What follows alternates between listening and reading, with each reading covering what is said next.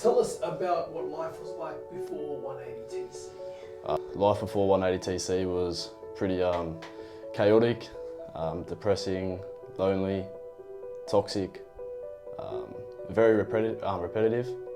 Just always doing the same stuff and with the same people, and yeah, just since coming here, just realised that it just wasn't a good lifestyle to live at all. So I'm glad that I've made that decision now.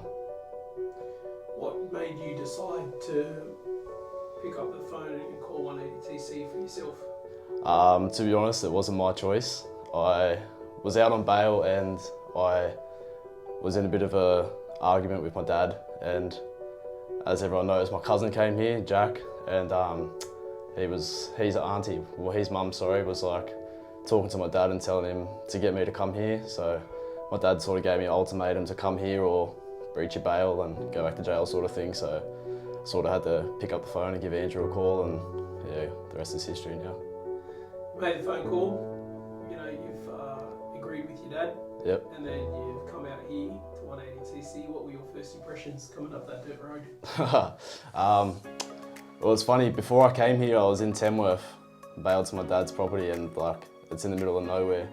And then I was like, yeah, sweet, I'm going back to like, you know, a bit like city-like now. And then I'm driving down this dirt road once again in the middle of nowhere. I'm like, what is going on? Like, I'm used to the beach and stuff, and just in the middle of the bush, like in the sticks. So yeah, I was a bit worried. I remember I got a bit emotional when I started heading up the driveway, just saying goodbye to Dad and starting this new chapter, but I'm so grateful for it.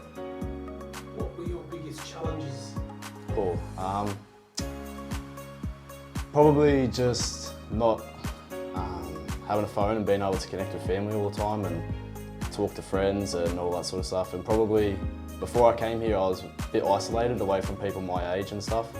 I was by myself a lot, so just getting used to everyone again, but I sort of like got the hang of that pretty quickly, so. What would you say, looking back, were some of your highlights? Honestly, every day here has been like a highlight because there's always something that happens, like either it's just something at volleyball or something happens like with the boys or just Arnold putting it on me or something, you know, but I think just like the beach days, the sausage sizzle, sport days, just all those sort of events, like they're all good. So yeah, just those, they're 100% the highlights of this place. You mentioned your caseworker Arnold. Yeah. Tell us about what it was like working with that guy. When I first got here, I was like, wow, this guy's like hard as nails. Like, can't have a laugh or anything with him now, but honestly, like, I'm so grateful that he was my caseworker. Me and him get along a lot. Got a lot of love for the bloke, so I wouldn't have asked anyone else to do it, you know. What's life after 180TC look like for Brayden? Very successful, very family orientated, sober, just completely, put it this way, completely different to what it used to be. Just working, going to church, staying in contact with family, being sober, just doing normal things that I've missed out on for so many years, so I'm looking forward to that. Step after this, I'd love to get into youth work. I think that's something that I've come to realise that I want to do here. I've sort of found my purpose in life and I feel like that's what God's calling me to do. So hopefully get into that, also finish the grad program, get a bit more experience in this field and then go from there. So. What has the 180TC program taught you about yourself? It's taught me that I'm a genuine, loving, caring, loyal person that has a purpose in life, and I've now found that purpose.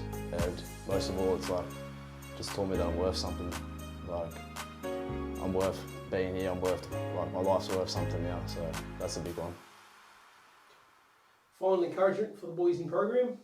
For all the new boys that come through here, just my advice is just to, as much as it may suck at first, just to get in and get involved. Get amongst the boys, get in the kitchen, get on the markets, get to the rock church, get involved, do everything you can, because the more you do, the easier it gets. Like your days, some days you're barely even here. And yeah, that's just my advice. Get amongst the boys, because once you get amongst the boys, you build a friendship with all of them, and it just makes life so much easier being here. So that's definitely my biggest bit of advice. Any last words, brother? It's been an absolute joy doing this with yous. I'm grateful for this place, and I love every single one of you boys, so all the best.